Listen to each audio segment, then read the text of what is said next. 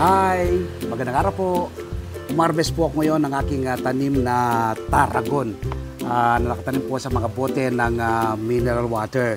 Ito po ay aking gagawing masarap at masustansyang Tarragon tuna salad ala Magsaka Reporter.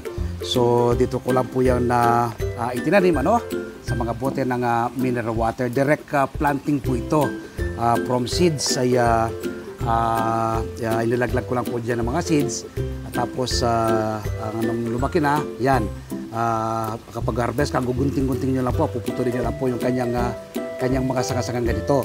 Kahit na meron kayong 2 hanggang 3 bote, all year round po, hindi ka na mawawala ng supply ng Tarragon.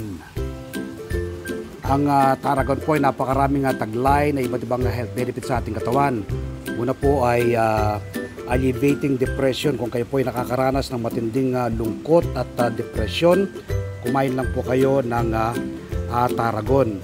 Increasing insulin sensitivity, combating fungal infection, regulating the immune system, fighting cancer, good for the skin, full of nutrients, vitamins and minerals tulad ng calcium, magnesium, phosphorus, potassium, riboflavin, niacin at folate. So ilan lang po yan sa napakaraming taglay na health benefits sa ating katawan ng Tarragon.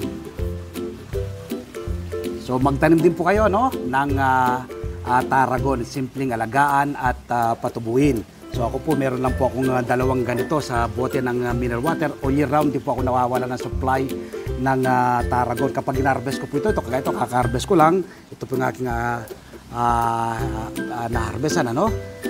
Uusbong na naman po ng panibago yan.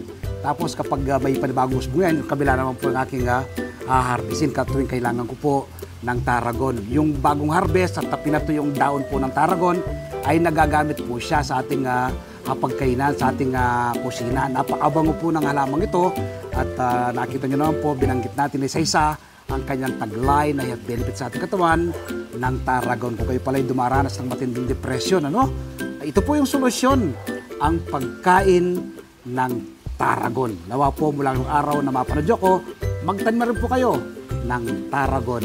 Salamat po. Happy farming and God bless.